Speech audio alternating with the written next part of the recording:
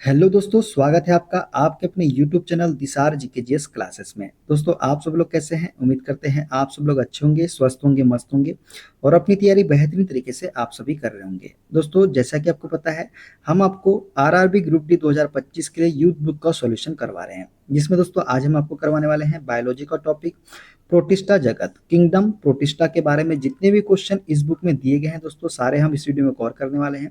दोस्तों, वीडियो अच्छा लगे वीडियो को लाइक कीजिएगा, शेयर कीजिएगा, कमेंट कीजिएगा। चैनल पे नए हैं, चैनल को सब्सक्राइब करके बेल आइकन को प्रेस कर लीजिएगा पल पल की अपडेट के लिए। और दोस्तों, हमसे जुड़ने के लिए और क्लास की अपडेट के लिए आप हमारा टेलीग्राम चैनल ज्वाइन कर सकते हैं। टेलीग्राम चैनल का लिंक मैंने डिस्क्रिप्शन बॉक्स में आपको दे दिया है। चलिए दोस्तों, देर न करते हुए स्टार्ट करते हैं आज का अपना सेशन। दोस्तों, आज हम देखेंगे प्रोटिस्टा जगत किंगडम प्रोटिस्टा। देखते हैं पहला क्वेश्चन। निम्नांकित चित्र अमीबा में पोषण को दर्शाता है। किस विकल्प में नामांकन ए और बी को उनके कार्यों के साथ सुमेलित किया गया है? दोस्तों, ये हमारा चित्र है जो कि अमीबा में पोषण को दर्शाता है। हमको यहाँ पे ए बताना है और बी बताना है। दोस्तों, जो है ए जो है ये हमारा भोजन का अंतर्ग्रहण। ए जो कर रहा है, क्या कर रहा है? भोजन का अंतर्ग्रहण कर रहा है। और बी क्या कर रहा है? भोजन का पाचन कर रहा है। ठीक है, तो यहाँ पे ऑप्शन देखते हैं कौन सा है। ये वाला ऑप्शन नंबर बी हो जाएगा। ए हमारा पादाब हो जाएगा जो कि भोजन का अंतर्ग्रहण कर रहा है, और बी हमारा खाद्य रसदानी हो जाएगा जो कि भोजन का पाचन कर रहा है। तो राइट आंसर क्या हो जाएगा? ऑप्शन नंबर बी वाला हो जाएगा। देखते हैं दोस्तों, उपयुक्त चित्र में अमीबा में पोषण खाद्य रसदानी तथा पादप में दर्शाता है। अमीबा अपने भोजन को शरीर के किसी भी सतह के कूटपाट द्वारा ग्रहण पचा हुआ भोजन एंडोप्लाज्म में विस्तृत हो जाता है। भोजन पचाने के लिए ट्रिप्सिन, पेप्सिन, एमाइलेज और एंजाइम पाए जाते हैं। कौन कौन से? ट्रिप्सिन, पेप्सिन, एमाइलेज, एंजाइम पाए जाते हैं भोजन को पचाने के लिए अमीबा में। देखते हैं अगला क्वेश्चन। निम्न में से कौन सा पौधा एक परजीवी है? तो दोस्तों, परजीवी जो है ये पौधा कौन सा है? तो अमरबिल जो है, अमरबिल एक परजीवी पौधा है। दोस्तों, अमरबेल एक परजीवी पौधा है। परजीवी पौधे अपने भोजन एवं पोषण के लिए किसी दूसरे जीवित पौधों पर निर्भर रहते हैं। परजीवी पौधे मेजबान पौधों को कोई लाभ नहीं पहुंचाते हैं बल्कि हानि ही पहुंचाते हैं। जो परजीवी पौधे होते हैं ये क्या करते हैं? जो मेजबान पौधे होते हैं इनको कोई लाभ नहीं पहुंचाते बल्कि क्या पहुंचाते हैं? हानि ही पहुंचाते हैं। तो अमरबेल जो है एक कैसा पौधा है? तो परजीवी पौधा है। देखते हैं अगला क्वेश्चन। यह एक निश्चित आकृति का एक कोशिकीय जीव है जिसमें भोजन ग्रहण करने के लिए एक विशिष्ट स्थान होता है और अपने भोजन को उस स्थान तक ले जाने के लिए रोम जैसी संरचनाओं, जिन्हें पक्षांबिका कहा जाता है, का प्रयोग करता है। इस जीव का नाम बताइए। दोस्तों, यह जीव है हमारा पैरामीशियम। पैरामीशियम जो है एक निश्चित आकृति का एक कोशिकीय जीव है दोस्तों, जिसमें भोजन ग्रहण करने के लिए एक विशिष्ट स्थान होता है और अपने भोजन को उस स्थान तक ले जाने के लिए रोम जैसी संरचनाओं, जिन्हें हम क्या बोलते हैं? पक्षांबिका। क्या बोलते हैं? पक्षांबिका कहते हैं।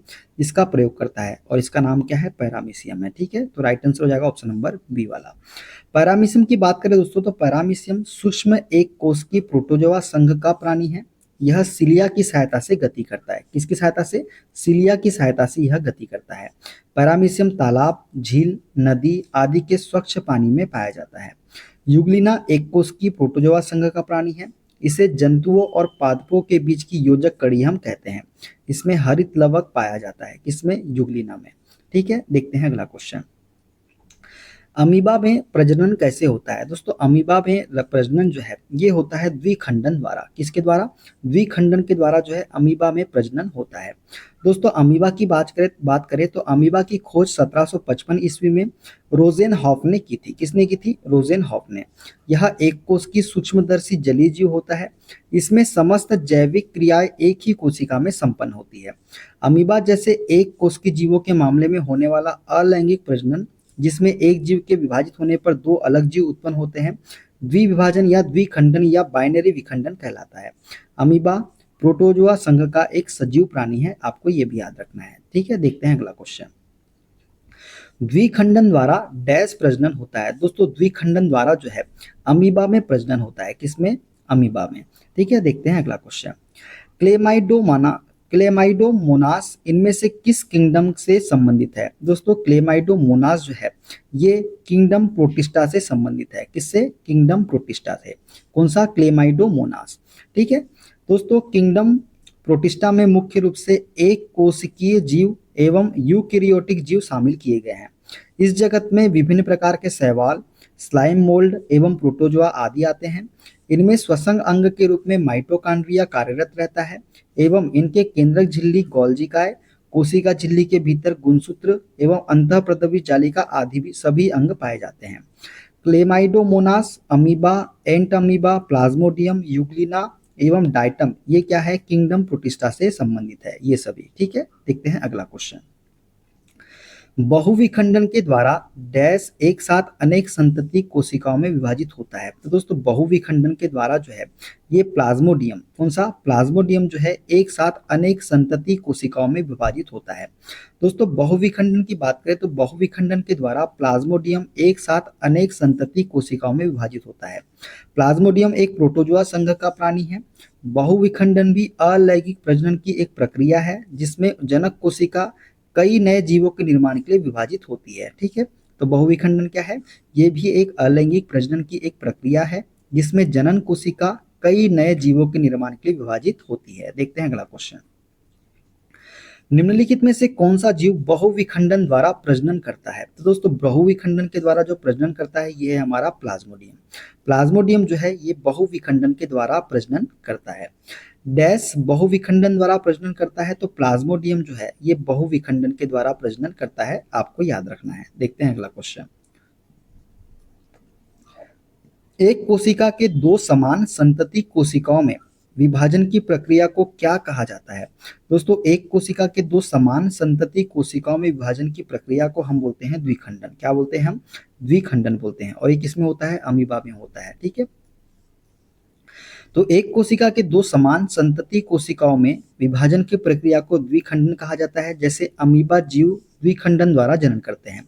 इनमें द्विखंडन एक प्रकार का अलैंगिक प्रजनन तथा कोशिका विभाजन होता है। ठीक है, देखते हैं अगला क्वेश्चन।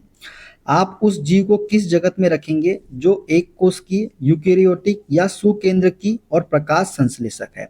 तो वो है प्रोटिस्टा। कौन सा जगत है? प्रोटिस्टा जगत। तो प्रोटिस्टा जगत के जो जीव होते हैं वो एक कोश की होते हैं, यूकेरियोटिक होते हैं या सुकेंद्र की होते हैं और प्रकाश संश्लेषक भी होते हैं। दोस्तों प्रोटिस्टा जगत की बात करें तो प्रोटिस्टा जगत के जीव एक कोश की तथा सुकेंद्री होते हैं जिनमें समस्त कोशिका उपस्थित होते हैं। इस जगत के जीव प्रकाश संश्लेषण, परापोषण या अवशोषण द्वारा अपना भोजन ग्रहण करते हैं। ये लैंगिक तथा अलैंगिक दोनों प्रकार से जनन करते हैं।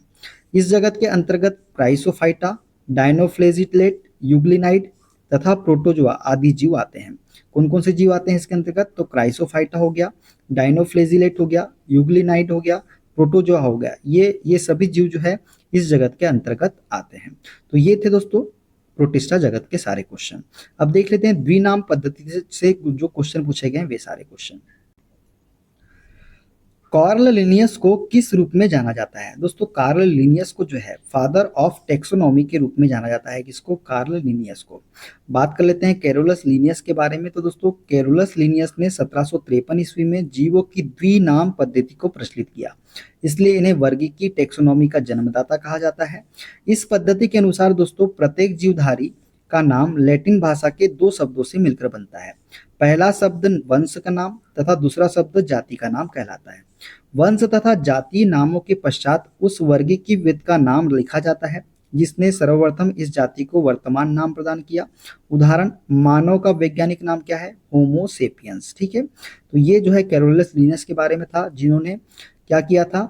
जीवों की द्विनाम पद्धति को प्रचलित किया था। इन्हें वर्गीकी का जीवन जन्मदाता कहा जाता है टेक्सोनॉमी का, ये आपको याद रखना है। ठीक है, देखते हैं अगला क्वेश्चन। किसे फादर ऑफ टेक्सोनॉमी के रूप में जाना जाता है? तो ये है हमारे कार्ल लिनियस। कौन है? कार्ल लिनियस जो है फादर ऑफ टेक्सोनॉमी के रूप में इन्हें जाना जाता है। किसे टेक्सोनॉमी का जनक कहा जाता है? तो कार्ल लिनियस जो है, ये ऑप्शन बी हो जाएगा इसका राइट आंसर। तो टेक्सोनॉमी का जनक किसे कहा जाता है? तो लिनियस को कहा जाता है टेक्सोनॉमी का जगत। तो दोस्तों ये थे सारे क्वेश्चन। वीडियो कैसा लगा कमेंट बॉक्स में जरूर बताइएगा। अगला जो हमारा टॉपिक होगा जंतु जगत, एनिमल किंगडम से स्टार्ट करेंगे। वीडियो अच्छा लगे दोस्तों वीडियो को लाइक कीजिएगा, शेयर कीजिएगा, कमेंट कीजिएगा और चैनल पर नए हैं दोस्तों चैनल को सब्सक्राइब कर लीजिएगा। मिलते हैं अगले वीडियो में, अपना ख्याल रखिए। Okay, bye bye, take care.